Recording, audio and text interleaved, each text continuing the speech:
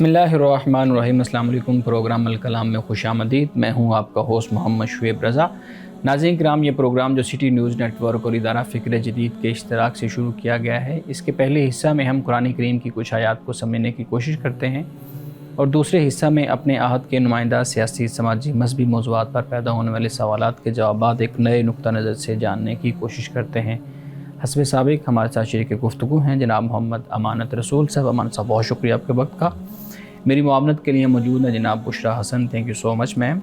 नाज़रीन किराम, आपकी स्क्रीन पे हमारा व्हाट्सएप नंबर आ रहा होगा, आप अपने सवालात उस व्हाट्सएप नंबर पर भेज सकते हैं। हम इंशाल्लाह आपके सवालात को ज़रूर एड्रेस करेंगे। अमान साहब, हमारे नाज़रीन के लिए बताइएगा कि आज सूरा आराफ की किस आयत से आप अपनी गुफ्तगू का आगाज़ करेंगे? बिस्मिल्लाहिर्रहमानिर्रहीम। सूरतुल आराफ की आयत नंबर 30, यहाँ से आज हम शुरू कर रहे हैं। अल्लाह सुब्हानहु व तआला ने इस आयत में दो गिरोहों का ज़िक्र किया है, यानी पहले दिन से ही दो गिरोह बन गए। एक आदम का गिरोह था, एक इब्लीस का गिरोह था। तो ये हज़रत आदम अलैहिस्सलाम की तख्लीक से ये दो गिरोह चले आ रहे हैं और ये क़यामत तक यही मामला रहेगा। अब यहाँ पर अल्लाह पाक फरमाता है कि फ़रीक़न हदा व फ़रीक़न हक्का अलैहिमुद्दलाला। एक गिरोह को तो अल्लाह ने हिदायत दे दी और दूसरा जो गिरोह है उस पर गुमराही साबित हो गई। अब ये दो गिरोह, एक आदम की पैरवी करने वाला है। अल्लाह सुब्हानहु व तआला ने फरमाया फ़मनित्तबा हुदाया फ़ला खौफ़ुन अलैहिम वला हुम यहज़नून, कि जिसने मेरी हिदायत की पैरवी की, उसी हिदायत का यहाँ पर ज़िक्र हो गया, तो उन्हें ना कोई खौफ होगा और ना कोई उन्हें गम होगा। दूसरा गिरोह वो है कि जिस पर दलालत यानी गुमराही साबित हो गई। ये गुमराही इसलिए साबित हुई कि उन्होंने अपनी सरकशी से, अपनी बगावत से और अपने इरादा और इख्तियार से इस गुमराही को चुन लिया। जो अल्लाह ने मोहलत दी, जो मुद्दत दी, वो मुद्दत भी ख़त्म हो गई, तो उसके बाद दलालत उन पर साबित हो गई। इसके बाद फरमाया कि इन्नहुम इत्तख़ज़ु शयातीन औलिया मिन दूनिल्लाह, कि इन लोगों ने अल्लाह को छोड़कर शैतानों को अपना रफ़ीक, अपना दोस्त बनाया। व यहसबून अन्नहुम मुहतदून, और गुमान ये रखते हैं कि ये हिदायत पर हैं। यानी जिसे ये कहा जाता है कि अपने आप को नेक ख्याल करना, सेल्फ़ राइचसनेस जिसको कहा जाता है। यानी ये ख़ुद अपने आप को ख्याल करते थे कि हम सच्चे हैं, हम हक़ पर हैं और जो कुछ भी हम कर रहे हैं वो सही है। हालांकि सही का मेयार, दुरुस्त का मेयार इंसान की अपनी ज़ात, उसकी सोच और फ़िक्र नहीं, बल्कि खुदा का कलाम है। अब इसके बाद फरमाया या बनी आदम खुज़ू ज़ीनतकुम इंद कुल्ली मस्जिद। ए बनी आदम, अपनी ज़ीनत को लो इंद कुल्ली मस्जिद, हर मस्जिद के पास, यानी इससे मुराद हर नमाज के वक्त अपनी ज़ीनत का एहतमाम करो। और फिर फरमाया वकुलू वशरबू वला तुसरिफ़ू, खाओ पियो लेकिन इसराफ़ ना करो। इन्नहु ला युहिब्बुल मुसरिफ़ीन, के बेशक अल्लाह ताला इसराफ़ करने वालों को पसंद नहीं करता। यानी यहाँ पे एक तो उसकी नफ़ी कर दी कि जो वो तवाफ़ करते थे बेलिबास होकर, अब ये मस्जिद है, ये नमाज का वक्त है, ये खुदा की इबादत का वक्त है, तो कहा कि अच्छा लिबास तुम पहनो, यानी इसका एहतमाम करो ज़ीनत का, और फिर खुदा के पास आओ और खुदा की इबादत करो। यानी इससे उस नज़रिए की भी नफ़ी हो जाती है कि जिसमें ये ख़याल किया जाता है कि ये जो रहबानियत है और ये जो जोग है, यानी जोगी बन जाना है, और ये उस वक़्त इंसान को तक़र्रुब अल्लाह का हासिल होता है कि जब इंसान अपने जिस्म पर चीथड़े पहन लेता है, या ऐसा लिबास कि जो बिल्कुल ही पैबंद लगा हुआ और बिल्कुल ऐसा लिबास है कि जो इंसान की शख्सियत पर जचता भी नहीं है, या जितना हम ख़ुद को उरियाँ कर लेंगे, बेलिबास कर लेंगे, उतना ही हमें खुदा का तक़र्रुब और कुर्ब हासिल होगा। यहाँ पर उसकी भी नफ़ी कर दी गई और ये बताया गया कि इस्लाम इस बात को पसंद करता है और तुम्हें तालीम देता है कि तुम लिबास पहनो जब खुदा की इबादत करते हो, और अच्छा लिबास पहनो। खुज़ू ज़ीनतकुम, यानी अपने लिबास का, अपनी ज़ीनत का तुम एहतमाम किया करो और फिर अल्लाह के पास आओ और फिर उसकी इबादत करो। यानी इससे वो नज़रियात और वो अकायद जो इंसानों ने घड़ लिए थे मज़हब के नाम पर, कुरान मजीद ने सिर्फ़ एक आयत से ही उसकी नफ़ी कर दी। और ये भी फरमाया खाओ और पियो। اس لیے کہ بعض مذاہب میں یہ بھی بڑے تصورات پائے جاتے ہیں کہ بھئی نہ کھاؤ گے نہ پیو گے تو اس سے تمہارے درجات بلند ہوں گے۔ ہاں درجات بلند ہوتے ہیں اللہ کے حکم کے مطابق، اگر آپ اپنے اوپر پابندی لگاتے ہیں، یعنی روزہ رکھ لیتے ہیں، اللہ کا حکم ہے آپ روزہ رکھتے ہیں، اللہ کا حکم ہے آپ ایک کام کو سر انجام دیتے ہیں، تو سر آنکھوں پر اس کا ضرور اور اجر اور ثواب ہے اور وہ خدا کے قرب کا باعث بنتا ہے۔ لیکن خود اپنے اوپر زیادتی کر کے کچھ پابندیاں لگا دینا، اس کا خدا کے ہاں کوئی بھی اجر نہیں ہے۔ یعنی مثال کے طور پر دیکھیے کہ رسول اللہ صلی اللہ علیہ وسلم کے 3 صحابہ نے، ایک نے یہ کہا کہ میں شادی نہیں کروں گا، دوسرے صحابی نے کہا کہ میں ساری رات جاگا کروں گا، عبادت کروں گا، اور تیسرے صحابی نے کہا کہ میں ساری زندگی روزہ رکھوں گا۔ تو رسول اللہ صلی اللہ علیہ وسلم کو جب پتہ چلا تو آپ نے ان کو بلایا، آپ نے فرمایا کہ مجھے دیکھو، میری سیرت تمہارے سامنے، میرا اسوہ تمہارے سامنے، میں نے شادیاں بھی کی ہیں اور میں رات کو سوتا بھی ہوں، عبادت بھی کرتا ہوں، اسی طرح میں کبھی روزہ رکھتا ہوں، کبھی روزہ نہیں بھی رکھتا۔ یعنی یہ وہ قسط ہے جس کا ہم نے کل ذکر کیا تھا کہ یہ اعتدال اور یہ توازن ہے کہ جو رسول اللہ صلی اللہ علیہ وسلم کی سیرت سے ہمیں معلوم ہوتی ہے۔ یعنی اب آپ دیکھیے کہ یہاں پہ اس بات کو بیان کرنے کے بعد کھاؤ اور پیو اور اسراف نہ کرو، یہ ناپسندیدہ بات ہو جاتی ہے۔ اب اس سے آگے فرمایا، یہ آیت بہت ہی اہم ہے، بات کو مزید واضح کرنے والی ہے۔ فرمایا کہ اے نبی صلی اللہ علیہ وسلم آپ فرما دیجئے کہ من حرم زینت اللہ التی اخرج لعبادہ والطیبات من الرزق، کہ اللہ کی زینت کو کس نے حرام کیا جو اس نے اپنے بندوں کے لیے نکالی، اور کھانے کی پاک چیزوں کو، جو زینت، زیبائش، آرائش، جو انسان لباس پہنتا ہے، اچھی گاڑی رکھ لیتا ہے، اچھے جوتے پہنتا ہے، اچھا گھر رکھتا ہے اور ہر چیز کو خوبصورت اور سلیقے سے لے کر چلتا ہے، تو بھلا اس پر اللہ نے کب حرام اس کو کیا؟ اور پھر یہ فرمایا کہ جو طیبات ہیں، حلال ہیں، پاکیزہ ہیں، ان کو کب اللہ نے حرام کیا؟ فرمایا قل ہی للذین آمنوا فی الحیات الدنیا خالصۃ یوم القیامہ، اے نبی صلی اللہ علیہ وسلم آپ کہہ دیجئے کہ وہ دنیا کی زندگی میں بھی ایمان والوں کے لیے ہیں، یعنی یہ زینت اور یہ نعمتیں، اور آخرت میں تو وہ خاص انہی کے لیے ہوں گی۔ یعنی دنیا میں کیا ہوتا ہے کہ اللہ کا کوئی فرما بردار ہے یا کوئی نافرمان ہے، کوئی مومن ہے، کوئی مومن نہیں ہے، کوئی کسی بھی نظریہ عقیدے سے تعلق رکھنے والا ہے، خدا کی نعمتیں سب کو ملتی ہیں۔ مومنوں کو بھی اس دنیا میں جو نعمتیں ہیں وہ ہیں، ان کے لیے بھی ہیں۔ یعنی مومنوں کا یہ رویہ نہیں، ہم یہ نہیں کہہ سکتے کہ یہ فلاں بڑا مومن ہے، کیوں؟ اس لیے کہ کھاتا نہیں ہے، اس لیے کہ پیتا نہیں ہے، اس لیے کہ چیتھڑوں میں پھرتا رہتا ہے، پھٹے ہوئے کپڑوں میں رہتا ہے، تو لہٰذا یہ بہت بڑا مومن ہے، اللہ کا بڑا تقرب اور قرب اس کو حاصل ہو گیا۔ تو یہ معیار نہیں ہے۔ تو اللہ پاک فرماتا ہے کہ دنیا میں بھی مومنین کا حصہ ہے، لیکن خاص جو آخرت ہے، فرمایا وہ تو ہے ہی مومنوں کے لیے۔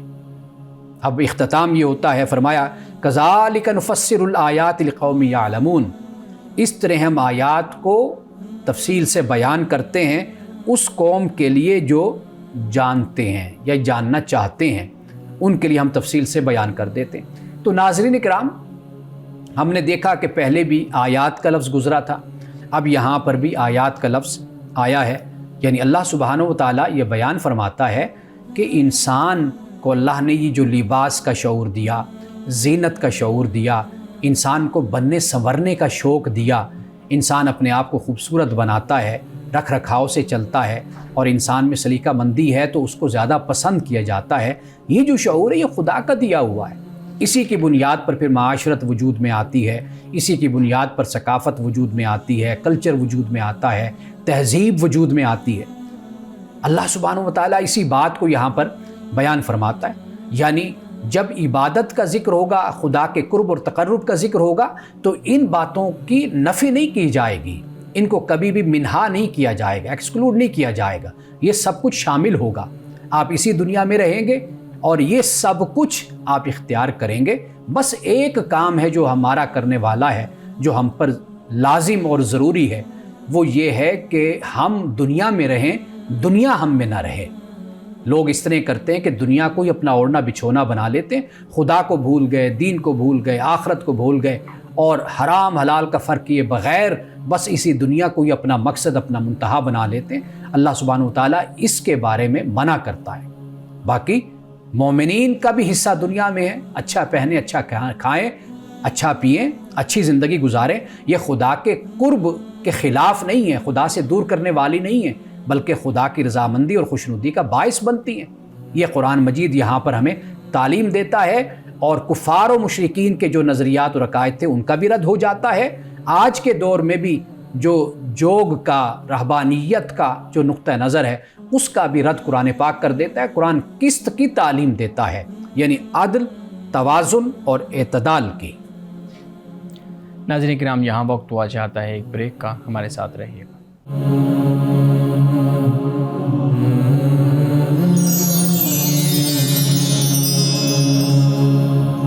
ویلکم بیک ناظرین. امانہ صاحب، آیات میں سے کچھ سوالات ہیں میرے پاس.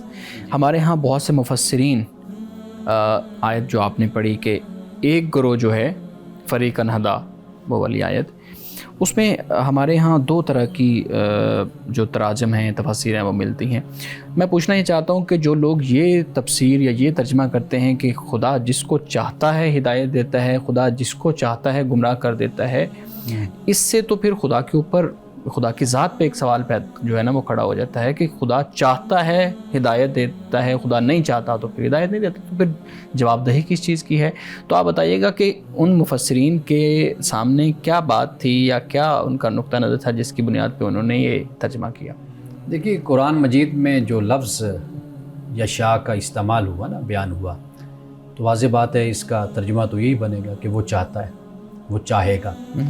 اب اس لفظ کو ہم قرآن ہی کے پس منظر میں جب سمجھیں گے تو خود بخود اس سوال اور اعتراض کا جواب ہمیں مل جاتا ہے. جب ہم اللہ کی مشیت کہتے ہیں، یعنی یشاء، مشیت کہتے ہیں، تو اللہ کی مشیت ایک قانون ہے، ایک طریقہ کار ہے. ٹھیک ہے جی.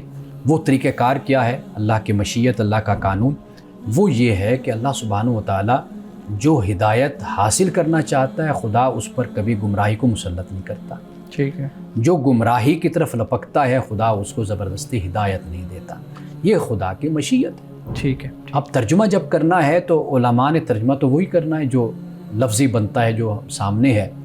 تو لہٰذا ترجمے سے اگر کوئی اشکال پیدا بھی ہوتا ہے تو پھر اس کا طریقہ یہی ہوتا ہے کہ پھر اہل علم سے رابطہ کر لیا جائے یا تفاسیر سے رابطہ کر لیا جائے، تو پھر ان سوالوں یعنی اس کا مطلب بالکل یہ نہیں ہے کہ خدا جس کو چاہتا ہے اس کو گمراہ کر دیتا ہے اور پھر وہ آخرت میں اس کا کوئی جواب نہیں. ہم جب چاہنے کا لفظ بولتے ہیں نا، ہمارے ہاں وہ ایک سلطان کا، بادشاہ کا تصور قائم ہوتا ہے، آمریت کا تصور قائم ہوتا ہے. وہ یہ کہ بادشاہ ناراض ہوا تو اچھے بھلے انسان کو کہ جس نے کوئی کارنامہ بھی سر انجام دیا اس کو سزا دے دی، اور ایک شخص ہے کہ غلطی کی، جرم کیا، لیکن بادشاہ اچھے موڈ میں ہے تو اس کو معاف کر دیا.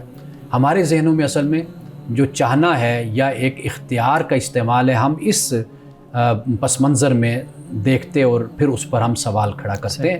اگر قرآن کی بات کو قرآن ہی کی روشنی میں دیکھا جائے تو پھر سوال کا جواب مل جاتا ہے. اختیار سے ایک سوال یہ بھی ہے کہ اب جیسے سزا تب ہوتی ہے جب وہ کرنے والا وہ ایکٹیو اپنا اختیار یوز کر کے پھر وہ جرم کرے یا پھر وہ گناہ کرے. لیکن یہاں پہ آیات میں غرر کا لفظ یوز ہوا ہے، تو میرے ادنا علم کے مطابق غرر دھوکے کو کہتے ہیں. تو شیطان نے تو دھوکہ دے دیا اور آدم اور حوا دھوکے میں آ گئے. تو پھر یہ بات تو یوں ہوئی کہ انہوں نے ایکٹیولی اپنا اختیار استعمال ہی نہیں کیا، تو سزا ان کو کیوں ملی پھر؟ یعنی آدم و حوا نے اپنے اختیار کو استعمال نہیں کیا، شیطان نے ان کو بہکا دیا، دھوکے میں رکھا. دیکھیے یہ جو ہے نا تصور سزا کا، یہ سزا نہیں ہے، یہ خدا کی طرف سے آزمائش، امتحان. یعنی ایسا نہیں ہے کہ خدا نے کہا ہو کہ جیسے ابلیس سے کہا کہ تم یہاں سے دور ہو جاؤ، چلے جاؤ، تم رجیم ہو، فإنک رجیم. ایسا نہیں، آدم و حوا کو یہ نہیں کہا. آدم و حوا نے جب ان سے یہ خطا ہوئی اللہ کی بارگاہ میں رجوع کیا، توبہ مانگی، اللہ نے ان کی توبہ کو قبول کیا. اس کے بعد توبہ قبول کرنے کے بعد فرمایا قُلْنَا اهْبِطُوا مِنْهَا جَمِيعًا، اب تم سب اتر جاؤ، یہاں سے چلے جاؤ، زمین پر چلے جاؤ. تو آدم و حوا کے لیے سزا نہیں ہے، آدم و حوا کے لیے آزمائش اور امتحان ہے. کیوں؟ پہلے توبہ قبول ہو گئی تھی، ان کو معاف کر دیا گیا تھا، یہ سزا کے طور پر نہیں بھیجا گیا زمین پر. صحیح صحیح. اچھا مولانا صاحب، آپ نے رسول اللہ صلی اللہ علیہ وآلہ وسلم کی اس حدیث کا حوالہ دیا کہ آپ نے اپنے اصحاب سے کہا کہ میں روزے بھی رکھتا ہوں، میں خدا کی عبادت بھی کرتا ہوں اور میں نے شادی بھی کی ہوئی ہے. تو ایک بہت اہم مسئلہ یہ ہمارے سامنے آتا ہے کہ آج کل کی جو نوجوان نسل ہے وہ اپنا نکاح، ریلیشن شپس، شادی اور ان چیزوں سے گھبراتی ہے. وہ سمجھتی ہے کہ یہ چیزیں اس کی ترقی کی راہ میں، اس کی فیوچر کی راہ میں بہت بڑی رکاوٹ بن جاتی ہیں، جبکہ ہم دیکھتے ہیں رسول اللہ صلی اللہ علیہ وسلم کا یہ اسوہ ہے کہ آپ اتنے بڑے انقلابی جو ہے نا وہ لیڈر بن کے پیغمبر تھے، آپ باقی چیزیں بھی تھیں ساری وہ بھی گزرے، پھر آپ کی متعدد جو ہے وہ نکاح بھی تھے. تو نوجوان اپنے اس خوف کو کیسے جو ہے نا وہ کم کریں؟ پہلے تو آپ یہ بتائیے گا کہ واقعی یہ خوف ان کا آج کے دور میں بنتا بھی ہے یا نہیں؟ دیکھیے، پہلی بات یہ ہے کہ یہ سب کچھ تعلیم ہم گھر سے بچوں کو دیتے ہیں، ان کی پھر یہ سوچ پروان چڑھتی ہے. ہم اپنے گھر میں بچوں کو جب تربیت کر رہے ہوتے ہیں، ہم ان کو ہمیشہ ذہن میں یہ بات ڈالتے ہیں کہ آپ نے ڈاکٹر بننا ہے، آپ نے انجینئر بننا ہے، آپ نے یہ بننا ہے، آپ نے وہ بننا ہے، ڈھیر سارا پیسہ اکٹھا کرنا ہے، آپ نے پیسے لانے، گھر خریدنا ہے، آپ نے یہ کرنا ہے. یہ باتیں ہم بچوں کے ساتھ مادیت کی کرتے رہتے ہیں. اس میں کوئی حرج نہیں ہے، بچوں کا کیریئر ہونا چاہیے، بچوں کی تعلیم ہونی چاہیے، لیکن بیلنس کے ساتھ سارا معاملہ ہونا چاہیے. ہم جب بچوں کو خود اس طرح کی ڈوز دیتے ہیں، اس طرح کی خوراک دیتے ہیں، جب وہ بڑے ہو جاتے ہیں وہ پھر اس میں پختہ ہو جاتے ہیں. تو ایک تو ہماری اپنی غلطی ہے. ہم نے دیکھا ہے معاشرے میں کہ بچے پھر اسی ڈگر پر چلتے ہیں، وہ بہت کچھ بن بھی جاتے ہیں، بن کر بھی شادی نہیں کرتے. یعنی ان کی تنخواہیں بھی بہت بڑی بڑی تنخواہیں ہوتی ہیں، بھاری تنخواہیں ہوتی ہیں، اس کے باوجود اس طرف نہیں آتے. تو ایک تو ہمیں اپنے گھر کے ماحول کو درست رکھنا چاہیے اور درست کرنا چاہیے کہ ہم اپنے بچوں کی تربیت اس انداز میں کریں کہ وہ بیلنس کے ساتھ، یعنی کمائیں بھی صحیح اور ان کو یہ بھی پتہ ہو کہ بشری اور انسانی تقاضا ہے. انسان گھر بناتا ہے، شادی کرتا ہے، بچے ہوتے ہیں، زندگی بھرپور گزارتا ہے. یہ جو چیز ہے یہ بھی بچوں کی تربیت اور تعلیم میں شامل کیا جائے. یہ خود ہمارے ہاں خاص طور پر مڈل کلاس، ان کی یہ بہت بڑی غلط فہمی ہے کہ وہ اس طریقے سے اپنے مالی مسائل کو حل کر لیں گے. مالی مسائل کے حل کرنے کے بعد پھر وہ جب دیکھیں گے نفسیاتی مسائل اور اس طرح کے مسائل کا سامنا ہوگا. تو لہٰذا میں والدین سے یہ بات کہہ رہا ہوں کہ وہ آغاز سے اپنے بچوں کی تربیت اس طرح کریں کہ زندگی کے جو مختلف خانے ہیں ان کو بھی وہ ساتھ ساتھ لے کر چلیں. صحیح صحیح. یہاں پہ میں ایک وضاحت چاہوں گی. یہاں قرآن میں ان آیات میں لفظ استعمال ہوا ہے زینت کا، اور پھر ان کو عبادت کے ساتھ جوڑا گیا ہے کہ آپ عبادت کے لیے جائیں تو زینت اختیار کریں. تو آپ لفظ زینت پہ تھوڑا روشنی ڈالیے گا کہ یہ اتنا امپورٹنٹ کیا، پہلے تو کیا ہے اور پھر اتنی امپورٹنٹ کیوں ہے کہ انہیں عبادت کے ساتھ جوڑا گیا ہے؟ قرآن مجید میں یہ لفظ مختلف معنی میں استعمال ہوا ہے، لیکن یہاں پر جو بیان ہوا ہے وہ ہے انسان کا لباس، ظاہری طور پر آرائش.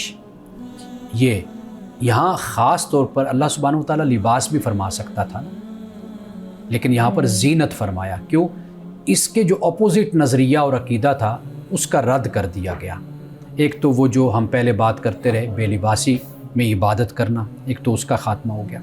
دوسری بات یہ ہے کہ یہ جو عام تصور ہوتا ہے کہ بھئی عبادت کرنی ہے تو انسان اچھا لباس نہ ہو، چیتھڑے ہوں، انسان نے بس اس طرح رہبانیت کی حالت میں ہو، تو یہ ایک بڑا انسان کے مقرب ہونے کی علامت ہوتی ہے. اللہ زیادہ خوش ہوتا ہے اور الہ اپنی قربت عطا کرتا ہے.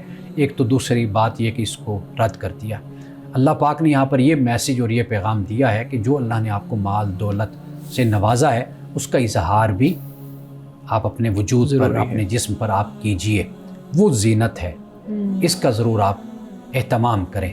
تو یہاں پر زینت سے مراد ظاہری آرائش کہہ لیں، لباس کہہ لیں، خوبصورتی کہہ لیں، خود کو مزین کرنا، بیوٹیفائی کرنا ہے، وہ اس سے مراد ہے. اور بالکل اس نظریے کی یہاں پر تردید ہو گئی کہ ظاہر کوئی باطن کے تزکیے کے لیے رکاوٹ بنتا ہے کہ ہم ظاہر کو جتنا اچھا کر لیں گے تو باطن پھر اچھا نہیں ہوگا. تو ایسا نہیں ہے، ظاہر اچھا ہوگا تو باطن بھی اچھا ہو جائے گا. اور ڈاکٹر صاحب یہاں پہ اسراف بھی انہی کے بعد آیا ہے، تو کیا یہ جو لفظ اسراف ہے یہ صرف کلو وشربو کے ساتھ آیا ہے یا پھر یہ زینت کے ساتھ بھی آیا ہے کہ زینت میں بھی اسراف نہ؟ اب دیکھیے یہاں پر ایک اور انتہا پیدا ہو جاتی ہے نا، یعنی ایک انتہا تو یہ بے لباس ہو جانا اور انسان اپنے آپ کو سمجھے کہ بس یہ تقرب کا راستہ ہے. دوسری انتہا پھر یہ ہو جاتی ہے جب اللہ کہتا ہے کھاؤ پیو، انسان ہے نا آخر، تو وہ پھر اس میں بھی آگے بڑھنا شروع ہو جاتا ہے۔ تو اس لیے اللہ نے ساتھ ولا تسرفوا بھی کہہ دیا کہ بھی کھاؤ پیو ٹھیک ہے لیکن اسراف نہ کرو۔ اسراف جو آپ کہہ رہی ہیں نا، وہ قرآن پاک نے ایک اور مقام پر اس بات کو عموم کے ساتھ بیان کیا، جس سے ہمیں یہ معلوم ہوتا ہے کہ مال اور دولت دیگر جو چیزیں ہیں ان میں بھی فضول خرچی نہیں ہونی چاہیے۔ صحیح اور زینت میں بھی۔ جی ناظرین کرام، یہاں وقت ہوا چاہتا ہے ایک بریک کا، ہمارے ساتھ رہیے گا۔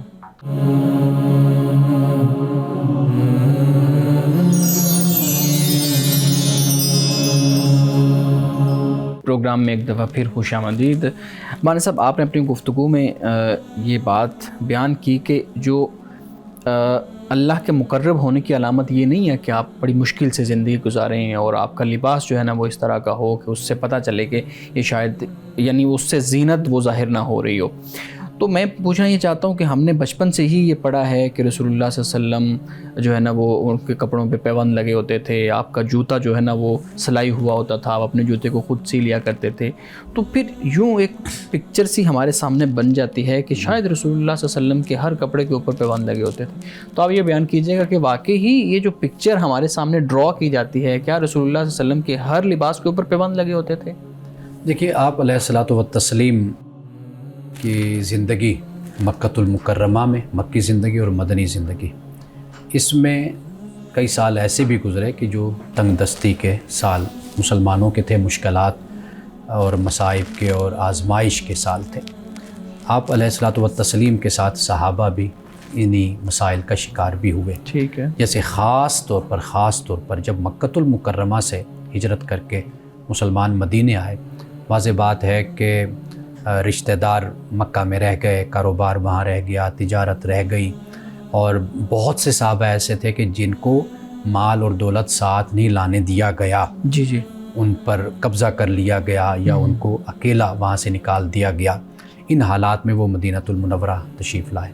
اب یہ وہ حالات تھے کہ جن میں ایسا موقع بھی آیا کہ جب حضور علیہ الصلوۃ والتسلیم کا جو آپ نے ذکر کیا، یعنی آپ کے نالین مبارک ہیں، آپ کے جوتے ہیں، آپ کا لباس مبارک ہے، تو اس میں یہ بات روایات میں نقل کی جاتی ہے۔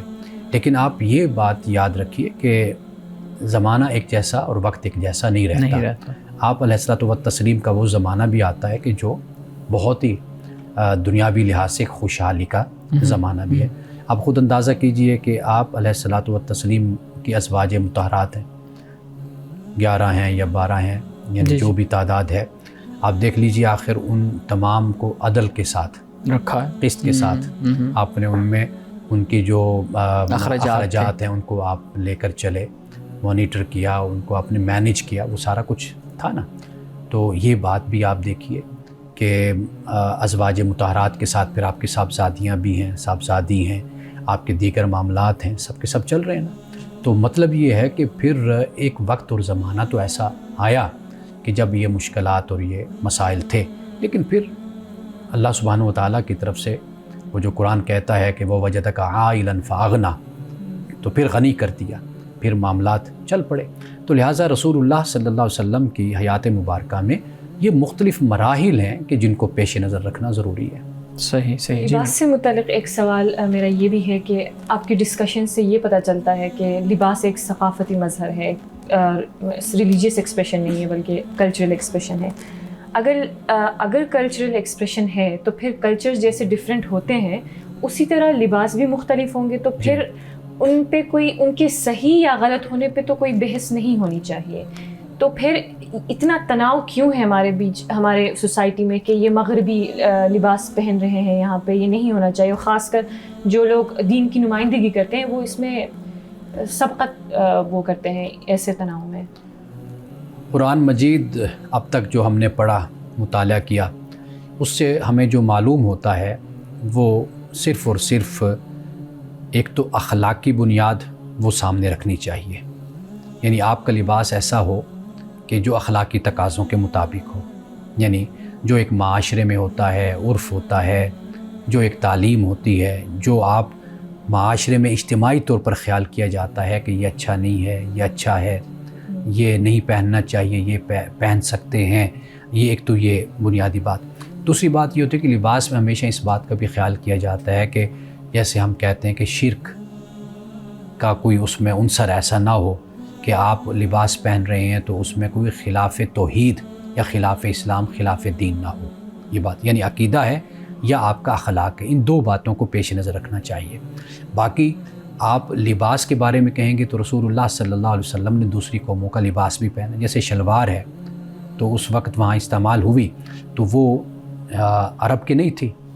اچھا، اسی طرح صحابہ نے یہودیوں کی جو کیپ ہے، ٹوپی ہے، وہ حضرت عمر فاروق رضی اللہ تعالیٰ عنہ نے بھی استعمال کی ہے. ٹوپی بھی پہنی ہے، لباس بھی پہنے. تو بس ایک بنیادی بات ہے جو پیش نظر رہنی چاہیے، وہ یہ ہے کہ جو انسان کے وہ مقامات کے جو چھپنے چاہیے، شرم و حیا کا تقاضا ہوتے ہیں، ان کا لحاظ رکھنا ضروری ہے.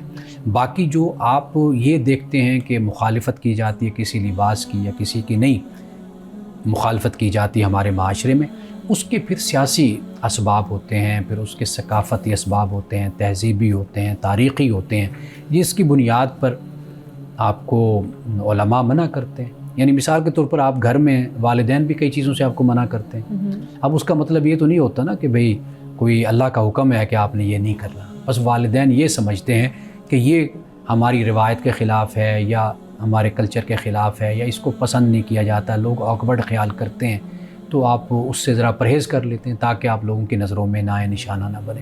تو بہت کچھ ایسا ہوتا ہے جو لوگوں کی اپنی روایات سے اس کا تعلق ہوتا ہے. اللہ کا حکم تو بہت مختصر سا ہے، وہ یہ ہے کہ انسان کا لباس ایسا ہونا چاہیے جو ساتر ہو، بس یہ تقاضا ہے. تو جو ہماری جو آپ نے کہا روایات کے مطابق ہوں، تو یہ جو کلچرل یا ثقافتی پریزرویشن کے ساتھ ہم اتنے اوبسیسڈ ہیں کہ یعنی اگر ایسا نہ ہو تو کیا یہ پریزرویشن یعنی محفوظ نہ رہے یہ روایت، تو اس سے کوئی اخلاقی یا پھر کوئی ریلیجس مطلب امپلیکیشنز اس کی ہو سکتی ہیں؟ یعنی کوئی رسپانسبلٹی ہے ہمارے اوپر؟ اس کو ختم کرنے کا دو ایک طریقہ ہوتا ہے. ایک تو یہ ہوتا ہے یہ چیزیں وقت کے ساتھ ساتھ خود ہی، آپ اگر آج سے 20 25 30 سال 40 سال پہلے کی کتابیں پڑھیں، اب آپ کو اپنی سوسائٹی میں بہت فرق نظر آئے گا.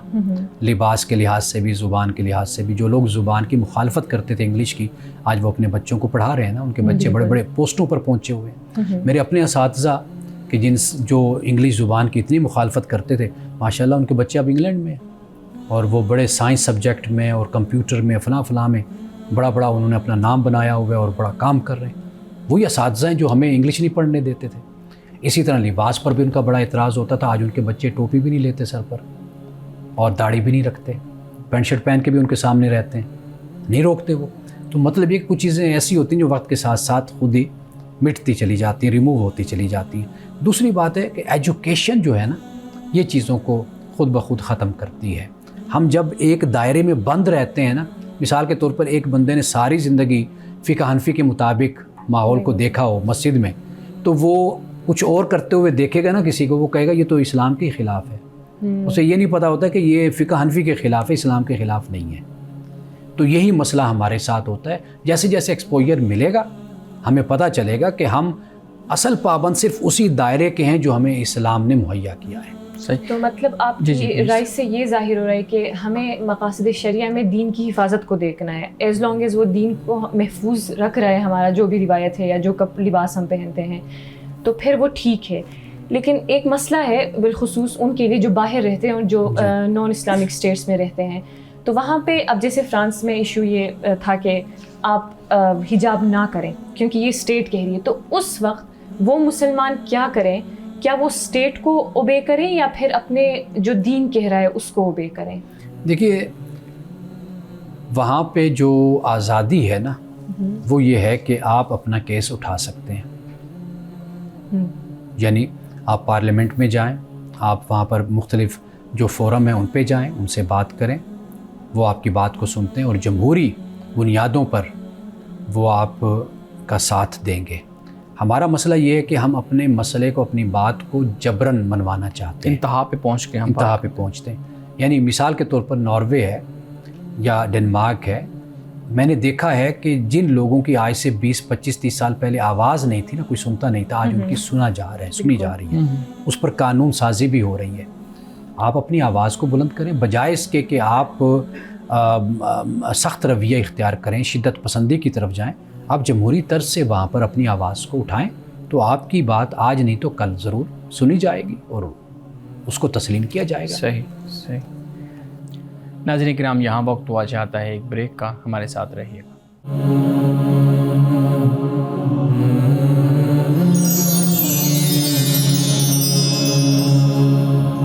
پروگرام میں ایک دفعہ پھر خوش آمدید۔ امانا صاحب، بات ہو رہی تھی لباس پہ، جی، تو آپ نے کہا کہ یہ اصل میں ایک کلچرل یا آپ کا ثقافتی معاملہ ہے، اس کا مذہب کے ساتھ اس طرح تعلق نہیں بنتا کہ یہ لباس مذہب کا ہے، یہ نہیں ہے۔ تو پھر ہم دیکھتے ہیں کہ ہمیں بہت سی رسول اللہ صلی اللہ علیہ وسلم کی جو روایات ہیں وہ ایسی ملتی ہیں کہ آپ صلی اللہ علیہ وسلم نے ریشم کا جو لباس ہے اس کو پہننے سے منع کیا ہے۔ ایسی روایات پھر ہمارے سامنے کیوں ہوتی ہیں اگر یہ مذہب کا معاملہ نہیں ہے تو؟ بات یہ ہے کہ مذہب کا معاملہ لباس نہیں ہے، مذہب کا معاملہ آپ کا اخلاق ہے۔ ٹھیک ہے، وہ لباس، وہ طرز کہ جس سے آپ میں تکبر پیدا ہو، آپ میں خود نمائی پیدا ہو، آپ اپنی دولت کی نمائش کریں، تو وہ مسئلہ تو اخلاقی مسئلہ ہے نا۔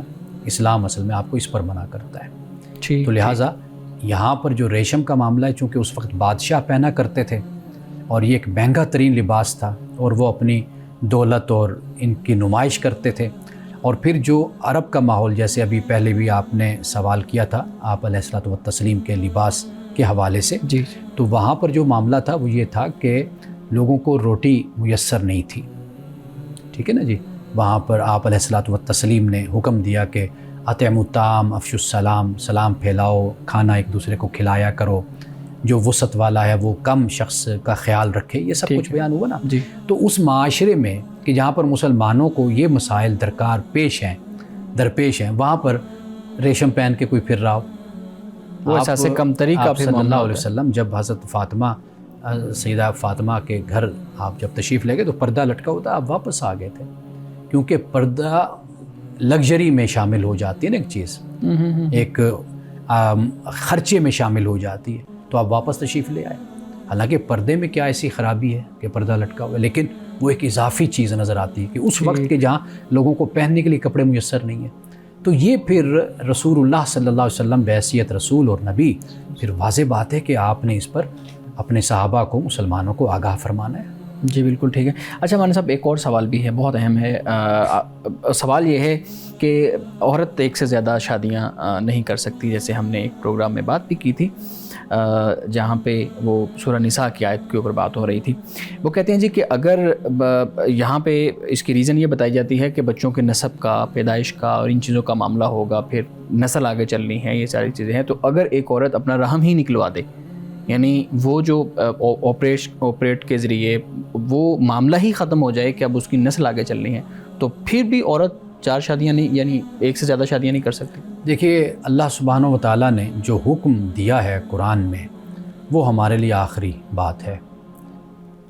بالکل، بے شک، اس میں کوئی شک نہیں ہے۔ آپ دیکھیے نا، مثال کے طور پر کوئی بھی قانون ملک کا ہوتا ہے، کوئی ٹریفک لائٹ کی پابندی نہیں کرتا، ٹریفک قانون کی پابندی نہ کرنے پہ جرمانہ ہوتا ہے نا۔ کوئی یہ کہے کہ جی میں گاڑی کو بچا سکتا ہوں، اپنے آپ کو بچا سکتا ہوں، میں بڑا ماہر ڈرائیور ہوں، تو لہٰذا میرے لیے یہ ٹریفک قوانین کو ختم کر دیا جائے، مجھے ایکسیپشنل دے دیا جائے، ایگزیمپٹ کر دیا جائے، تو میرا خیال ہے کہ یہ کبھی نہیں ہوتی بات یہ کہ جو قانون ہے آپ پر وہ ہر صورت میں نافذ ہونا ہی ہونا ہے، اس کی پابندی کرنا آپ پر لازم اور ضروری ہے۔ اللہ سبحانہ و تعالیٰ کا یہ حکم ہے، آپ اس کی معاشرہ آنے والے وقت میں ایک صورت کیا 10,000 صورتیں بھی نکال لیں، لیکن جو خدا کا حکم ہے وہ ہمارے لیے اٹل ہے، آخری ہے، ہم اس سے سر منہ انحراف نہیں کر سکتے ہم اس سے۔ بالکل ٹھیک ہے، بالکل ٹھیک ہے۔ اسی سے متعلق ایک اور سوال ہے، اس پہ بھی آپ بات کیجیے گا۔ کہتے ہیں جی اگر 2 لوگ جو ایک ہی جنس کے ہوں، یہ ہمارے ناظرین کی طرف سے سوالات آئے ہوئے ہیں، پوچھتے ہیں جی اگر 2 لوگ جو ایک ہی جنس کے ہوں، وہ اگر کسی کو نقصان نہیں پہنچا رہے، کسی کو جو ہے نا وہ تنگ نہیں کر رہے، تو ان کا آپس میں جنسی تعلق قائم کرنا اسلام اس کو حرام کیوں کہتا ہے؟ فطرت جو بیان کرتی ہے اور جو فطرت کے عین مطابق ہے اسی کو اسلام نے جائز قرار دیا ہے، اور وہی واحد طریقہ ہے جو قرآن نے بیان کیا اور جو انسانیت نے جس کو تسلیم کیا۔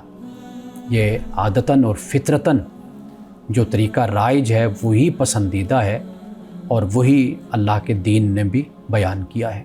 تو لہٰذا اس کے علاوہ جو کچھ بھی ہے وہ حرام ہے، وہ ناجائز ہے. اور حضرت لوط علیہ السلام کی جو قوم تھی اس پر جو عذاب اترا، اس کی وجوہات میں سے ایک وجہ عذاب کی یہ بھی تھی کہ وہ اس لت میں مبتلا ہو گئی تھی.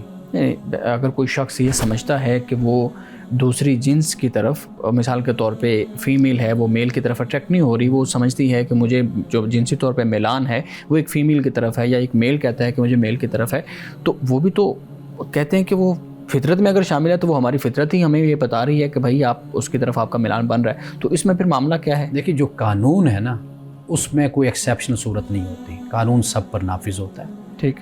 باقی اگر کوئی نفسیاتی مسئلہ ہے تو اس کا علاج ہونا چاہیے. ٹھیک ہے. بہت سے لوگ ہیں کہ جن کو بہت سے نفسیاتی مسائل ہوتے ہیں، تو ان نفسیاتی مسائل کا آج کے دور جدید میں حل موجود ہے. ماہرین کے پاس جائیں، علاج کروائیں. لیکن یہ ہے کہ جو قدرت کا قانون اور طریقہ ہے اس کو ہی الٹ پلٹ کر دینا صرف اس بنیاد پر کہ جی میں اس طرف راغب نہیں ہوں یا میں اس طرف راغب ہوں، تو اس کی بنیاد پر قانون نہیں تبدیل ہوتا. یہ ایک نفسیاتی مسئلہ ہے، یہ ایک نفسیاتی مسئلہ ہے، استثنائی مسئلہ ہے. تو جب اس طرح کے مسائل جو بالکل اکثریت سے ہٹ کر ہوتے ہیں، بلکہ پوری انسانیت سے تقریباً ہٹ کر ہوتے ہیں، تو ان مسائل کا کوئی علاج ہونا چاہیے. یہ اب نارمیلٹی ہے یہ. جی بالکل ٹھیک ہے. اچھا مولانا صاحب، آخری سوال ہمارے ناظرین کی طرف سے وہ پوچھتے ہیں جی ایک ویڈیو چل رہی ہے، انہوں نے اس ویڈیو کا بھی حوالہ دیا ہے، میں ان کا نام نہیں لے رہا، خاتون کی ویڈیو ہیں. وہ کہتی ہیں جی وہ بتا رہی تھیں کہ وہ گھر کبھی کامیاب نہیں ہوتے جہاں عورت کی حکمرانی ہوتی ہے. تو آپ کی اس پہ کیا رائے ہے؟ یہ ایک حدیث روایت بیان کی جاتی ہے کہ رسول اللہ صلی اللہ علیہ وسلم نے یہ فرمایا، لیکن اس پر خود محدثین کی جرح موجود ہے، ان کا نقد اس پر موجود ہے. تو لہٰذا یہ کوئی ایسا حوالہ نہیں ہے کہ جس کی بنیاد پر ہم کوئی رائے قائم کریں یا کوئی ہم فتویٰ دیں. ایک ہی بات صرف میں عرض کروں گا یہاں پر، آپ دیکھیے کہ یہ بات بالکل مشاہدے کے بھی خلاف ہے، تجربے کے بھی خلاف ہے. وہ یہ کہ ہم نے دیکھا ہے کہ بلکہ جہاں پر عورت کی حکمرانی ہوتی ہے وہ ملک بھی اچھا چل رہا ہوتا ہے، وہ آفس، وہ ادارہ بھی اچھا چل رہا ہوتا ہے. ٹھیک، یہ تحقیق ہے، آپ دیکھ لیجئے. تو اگر ایک بھی ملک ایسا ہمارے سامنے آتا ہے کہ جو عورت کی حکمرانی میں بہت اچھا چلا، اس نے ترقی کی، ہر پہلو سے ترقی کی، تو پھر اس حدیث میں جو بات بیان کی جا رہی، روایت جو نقل کی جاتی، پھر اس کی اتھینٹسٹی کہاں رہ جاتی ہے؟ جی بالکل ٹھیک ہے. مولانا صاحب آج کے حدیث مبارکہ بیان کیجیے گا. حضرت مالک، امام مالک رضی اللہ تعالیٰ عنہ یہ فرماتے ہیں، اور یہ موطا امام مالک میں بیان ہے، اور اس حدیث کا نمبر ہے 1712. آپ اس کو کہہ لیجئے کہ یہ حضرت امام مالک کا یہ قول ہے، اور انہوں نے یہ قول موطا امام مالک میں یعنی اپنی جو حدیث کی کتاب ہے اس میں نقل کیا ہے. فرماتے ہیں کہ حضرت لقمان سے کسی نے پوچھا کہ تم کس وجہ سے اتنی بزرگی حاصل کر پائے، یعنی یہ جو بزرگی آپ کو حاصل ہوئی، یہ اس کی وجہ کیا ہے، اس فضل کی وجہ کیا ہے؟ تو انہوں نے جواب دیا، سچ بولنے، ایمانداری اور لغو کام چھوڑ دینے کی وجہ سے یہ مجھے بزرگی ملی ہے. یعنی سچ بولیں اور ایمانداری کی زندگی گزاریں، اور لغو اور فضول قسم کے جو کام ہیں اور باتیں ہیں ان کو چھوڑ دیں، تو پھر اللہ تعالیٰ انسان کو فضل اور بزرگی عطا فرماتا ہے. ناظرین کرام، اس دعا کے ساتھ اپنے پروگرام کا اختتام کریں گے. اللہ رب العزت حسن کلام اور تاثیر کلام عطا فرمائے، ہماری زبان کے گروں کو کھول دے اور سننے والوں تک خیر کا پیغام پہنچے. اجازت دیجیے، خدا حافظ.